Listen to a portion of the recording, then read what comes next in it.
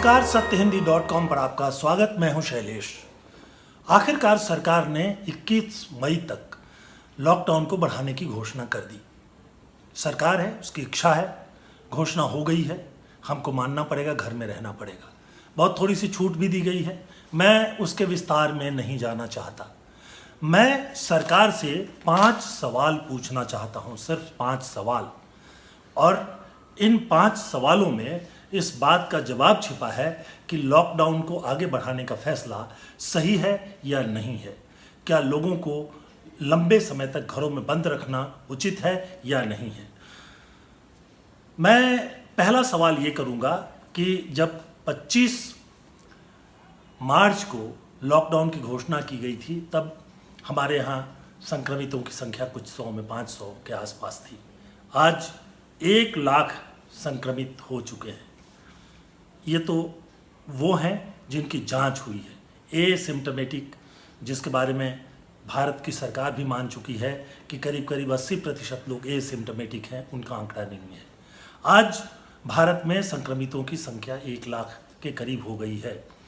तो क्या लॉकडाउन के कारण, यानी लॉकडाउन 1, 2 और 3 के कारण संक्रमण जो है वो रुक गया?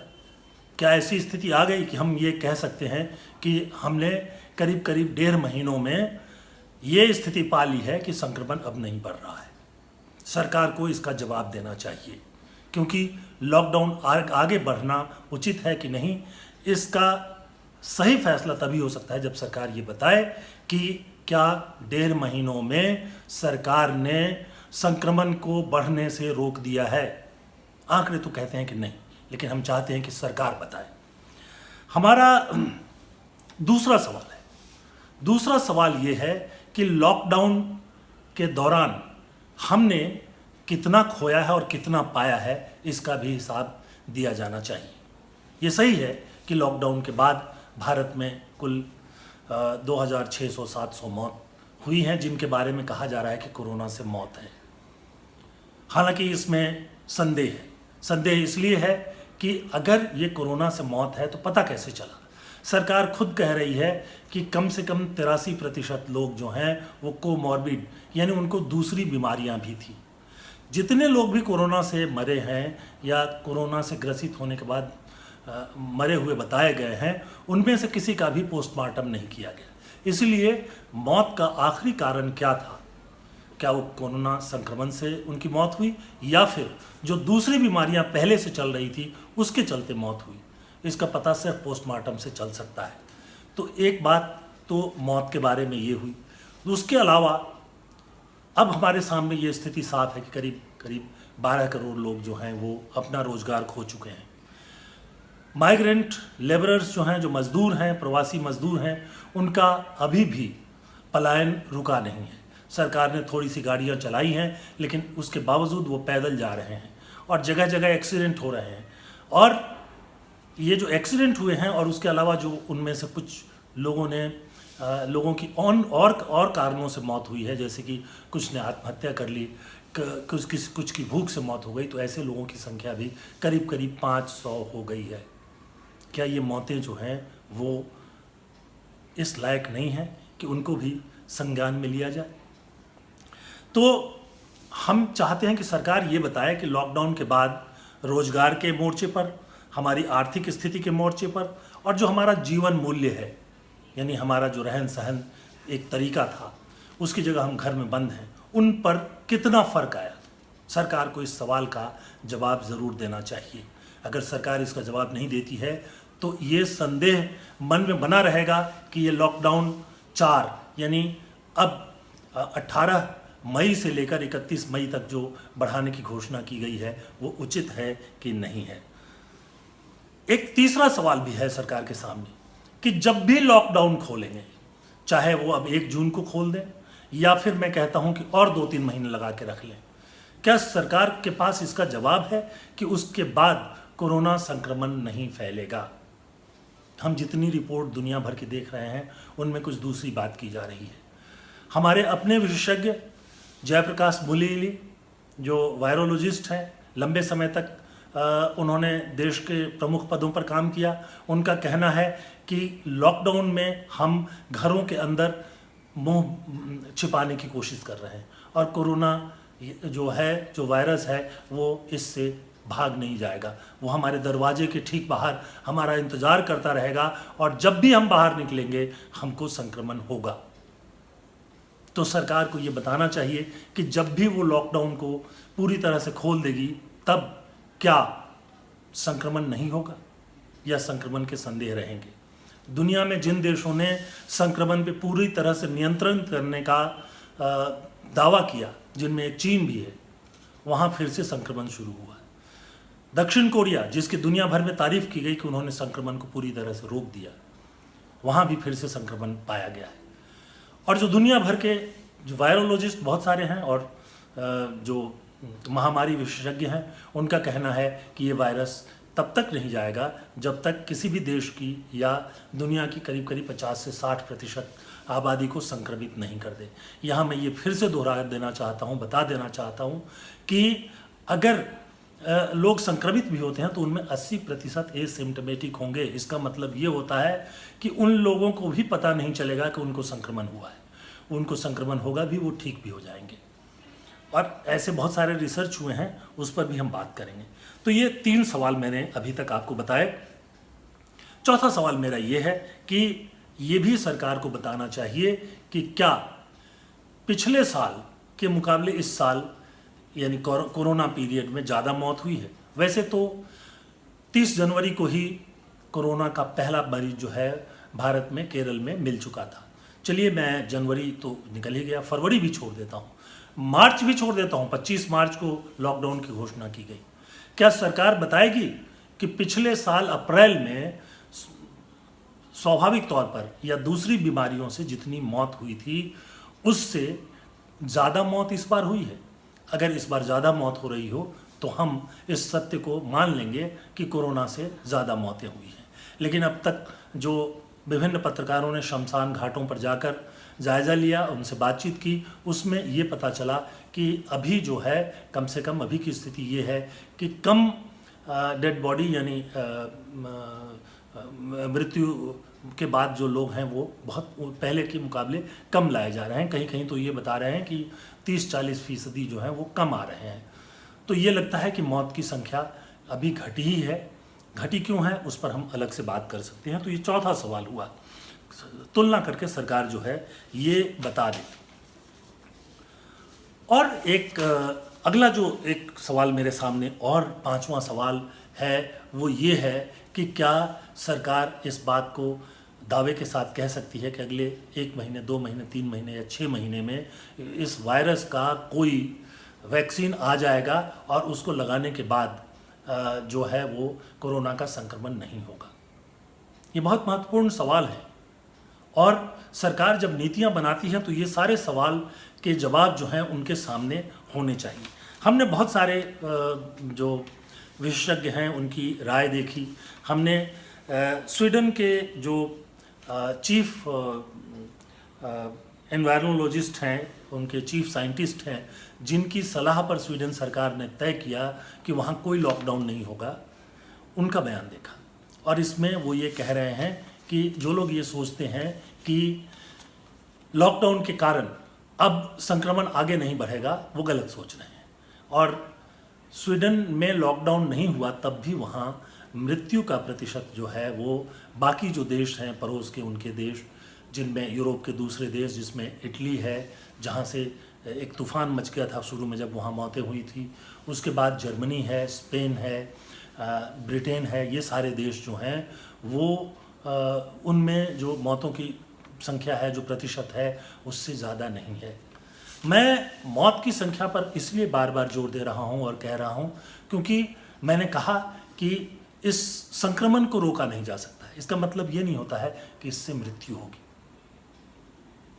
एक और सवाल मेरे मन में है और वो सवाल ये है कि 25 मार्च से लेकर के अब तक यानी करीब करीब जो 50-55 दिन का लॉकडाउन हो चुका है, उसमें सरकार ने क्या कोरोना के इलाज के लिए हर जिले में कुछ ज़्यादा नहीं तो कम से कम 1-1 हज़ार बेड के अस्पताल का निर्माण कर लिया है।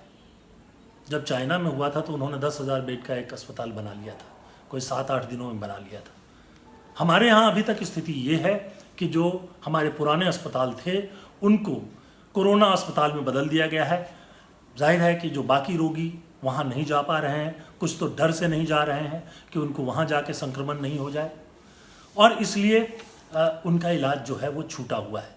बहुत सारे डॉक्टरों से हमने बात की और वो ये डॉक्टर्स जो हैं वो ये कह रहे हैं कि जो लोग इस समय बहुत सारी बीमारियों के इलाज के लिए नहीं आ रहे हैं, हो सकता है कि वो एकदम से बाहर निकले, क्योंकि आप जो पहले से बीमारियां हैं, अगर किसी को दिल की बीमारी है, किसी को फेफड़े की बीमारी है, किसी को टीबी है या कोई और बीमारी है, तो वो बहुत दिनों तक रुक नहीं सकता। बहुत सारे लोग ऐसे हैं जिनकी शिकायत है कि उनकी डायलिसिस नहीं हो पा रही है, ऐसे लोगों की मौत भी हो सकती है। बहुत सारे कैंसर पेशेंट्स हैं, भारत में सबसे ज़्यादा मौतें कैंसर से होती हैं, सबको मालूम है। तो वो पेशेंट्स नहीं आ रहे हैं, वो एकदम से जब बाहर आएंगे और अस्पतालों में जाना शुरू करेंगे तो क्या जो एकदम उनकी मौत नहीं होगी? यानी मेरा सरकार से ये सवाल पूछना है कि आगे के दिनों में चलकर सामान्य बीमारियों से अगर कोरोना से की बनिस्बत जो है ज़्यादा मौतें होने लगेंगी तो क्या इंतज़ाम सरकार ने किया है? जो इंतज़ाम है वो दिखाई नहीं दे रहे हैं। ये भी नहीं दिखाई दे रहा है कि सरकार लोगों को जागरूक बनाए कि कोरोना से जो संक्रमण है उसमें 98% लोगों को कोई खतरा नहीं है। इसमें 80% तो हमने कहा कि वो एसिम्टोमेटिक होंगे, यानी उनमें लक्षण ही दिखाई नहीं देंगे। उसके बाद जो बच जाते हैं 20%, उनमें से भी ज़्यादातर लोग, जो करीब करीब 2% ऐसे हो सकते हैं जिनको अस्पताल जाने की ज़रूरत पड़े, इनमें भी ज़्यादातर लोग, यानी ये 2% बचा है, इसका जो 80% हिस्सा है, करीब करीब 83% हिस्सा है, उसको पहले से कोई और बीमारी है। तो ये बात तो सामने आ चुकी है। दुनिया भर में बहुत तरह के झूठ चल रहे हैं। मेरे पास कुछ आंकड़े हैं जो कि इसके बारे में है, संक्रमण करने वाले रोगों के बारे में है। WHO की एक रिपोर्ट मेरे सामने है और इसमें WHO की रिपोर्ट कहती है कि सीजनल इन्फ्लुएंजा यानी फ्लू से हर साल करीब करीब 2,90,000 से 6,50,000 लोग, 6.5 लाख लोग जो हैं वो इन्फ्लुएंजा या फ्लू से मरते हैं। यानी हर दिन करीब 795 से लेकर 1781 मौतें जो हैं इन्फ्लुएंजा या फ्लू से होती है हर साल। और ये हर दिन का फिगर भी हमने बताया आपको। ये SARS नवंबर 2002 से लेकर जुलाई 2003 तक फैला था। 29 देशों में इसका प्रकोप देखा गया। करीब करीब जो आंकड़े सामने आए, 8,096 लोग जो हैं इससे संक्रमित पाए गए। इनमें 774 मौतें हुई थी और जो मृत्यु दर है वो 9.6% था। तो ये स्थिति एक सार्स बीमारी जो है वो। और इसके बाद जो है जो हमारे यहाँ अगर इसकी तुलना करके देखें कोरोना से, तो जो सार्स का आंकड़ा था वो 29 जनवरी को, यानी तब भारत में कोरोना के संक्रमण से कोई व्यक्ति नहीं मिला था, उस समय ही ये आंकड़ा जो है वो पार हो गया था और अकेले वुहान में हो गया था। अब मैं संख्या वगैरह ज़्यादा नहीं बताना चाहता, फिर भी मैं बता दूं कि 5,194 लोग प्रभावित हो चुके थे वुहान में, यानी जो संख्या है वो पार हो चुका था। 30 जनवरी आते आते तो आगे निकल गया था। उसी तरह से एक वायरस आया MERS 2012 से ये फैलना शुरू हुआ। तब इससे जो है 558 मौत जो है वो दर्ज की गई। इससे करीब 2,494 लोग, 3,000 लोग करीब करीब प्रभावित हुए थे और इसमें मृत्यु दर जो है 34.4% थी। तो अब अगर भारत का देखें तो भारत सरकार के जो आंकड़े हैं वो कहते हैं कि कोरोना से जो संक्रमित लोग हैं उनके बीच मृत्यु दर अगर हम देखें, जो 1 लाख संक्रमित हैं, तो कोई 3-3.5% मौत आती है। मैं ये कह रहा हूँ कि बाकी बीमारियों से पहले भी मौत होती रही थी, कभी लॉकडाउन की ज़रूरत नहीं पड़ी।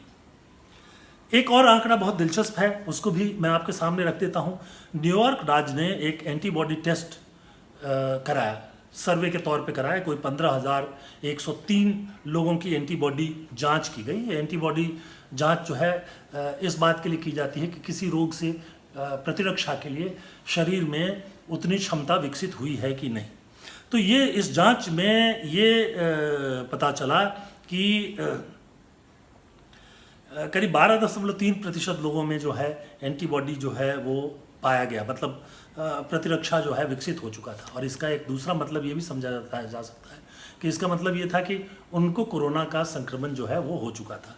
अगर उन्होंने जो अलग अलग तरह के लोग रेस होते हैं उसके हिसाब से आंकड़े दिए हैं, तो जो वाइट यानी गोरे हैं उनमें करीब 7%, एशियन जो हैं उनमें 11%, जो मिक्स ब्रीड है मतलब अलग एक वाइट ने एक ब्लैक से शादी की, इस तरह के लोग हैं वो करीब 14%, प्योर ब्लैक जो हैं वो करीब 17%, और लैटिनो जो हैं वो 25.4% ये जो है पाया गया। अगर पूरे न्यूयॉर्क स्टेट का देख लें, न्यूयॉर्क शहर की बात कर रहा था, तो न्यूयॉर्क स्टेट का देख लें तो करीब 19-20% लोगों में एंटीबॉडी जो है वो पाया गया है। तो अब आप देखिए कि ये आंकड़े ये बता रहे हैं कि जो हम सोच रहे हैं उससे बहुत ज़्यादा वायरस का फैलाव हो चुका है। यानी लोगों को सिम्टम दिखाई नहीं दे रहे हैं। खुद सरकार स्वीकार कर रही है कि 80% में सिम्टम दिखाई नहीं देंगे, लेकिन जब ज़मीन पर नीति बनाने की बात आती है तो वही एक नीति सरकार के सामने है, और वो ये है कि पुलिस राज कायम रखो, लोगों का आना जाना बंद करो। फैक्ट्रियों को खोलने की इजाज़त दी गई है, इतनी सारी शर्तें लगाकर कौन खोलेगा फैक्ट्री? अगर आप उसको ही जिम्मेदार बताएंगे कि अगर कोई संक्रमण हुआ तो वो जिम्मेदार है, तो वो खोलेगा कब? आप उसकी फैक्ट्री को संक्रमण के बाद लॉक कर देंगे, ताला बंद कर देंगे, तो वो क्यों खोलेगा? पर उसके ऊपर सवाल आता है कि पब्लिक ट्रांसपोर्ट अगर नहीं चलाएंगे तो मजदूर जो हैं वो घर से फैक्ट्री तक जाएंगे कैसे? क्या ये जो छोटी फैक्ट्रियां हैं ये इतनी सक्षम है कि उनके लिए टैक्सी का इंतज़ाम कर दें, गाड़ियों से ले जाएं? उसमें भी कितने झमेले हैं। टैक्सियों का खुला चलना, उसकी छूट अभी भी नहीं है। तो ये सब चीज़ें जो हैं वो हमको देखना होगा। दुनिया क्या कर रही है उसको भी देखना होगा। इटली में जहाँ की काफ़ी मौतें हुई, 25,000 के आसपास मौतें हो गई, उन्होंने अपने पब्लिक ट्रांसपोर्ट को खोलना शुरू किया है। जर्मनी ने खोलना शुरू किया है। ब्रिटेन में भी खोलने की स्थितियां आ रही हैं। अमेरिका में ट्रंप बार बार कह रहे हैं कि हम पूरे देश को खोल देंगे, और चाहे संक्रमण खत्म हो या नहीं हो, क्योंकि सब लोग समझ चुके हैं कि ये जो लॉकडाउन है ये इनिशियल स्टेज था। शुरुआत में रोक देते तो रोक देते। मैं यहाँ पर एक आखिरी बात करूँगा कि जो स्वीडन के चीफ साइंटिस्ट हैं उनसे लोगों ने कहा कि जिस तरह से ऑस्ट्रेलिया ने और न्यूजीलैंड ने लॉकडाउन करके संक्रमण को रोक दिया, तो क्या वो मॉडल ठीक नहीं है? इसके जवाब में उन्होंने ये कहा कि कब तक आप लॉकडाउन रखोगे, और जब आप खोलोगे तो ये संक्रमण नहीं पहुंचेगा, इसकी कोई गारंटी है क्या? मैं यहीं अपनी बात को खत्म करता हूं। हमारे ये सवाल कैसे लगे, हम सरकार से जो साफ साफ पूछना चाहते हैं वो बात आपको कैसी लगी, हमें satyhindi.com पर लॉगिन करके ज़रूर बताइएगा। इस वीडियो के बाद आपको एक डिस्क्रिप्शन का बटन मिलेगा, या satyhindi.com पर भी ये बटन मिल जाएगा। आप उसे दबा करके और ये समझ सकते हैं कि आप सत्य हिंदी के साथ और करीब से कैसे जुड़ सकते हैं। आप हमसे फेसबुक पर, ट्विटर पर और यूट्यूब पर भी जुड़ सकते हैं। तो आज के लिए बस इतना ही। बहुत बहुत धन्यवाद। नमस्कार। सत्य हिंदी के और वीडियोस को देखने के लिए हमारे यूट्यूब चैनल को सब्सक्राइब करें और सीधे नोटिफिकेशन पाने के लिए बेल आइकन दबाएं।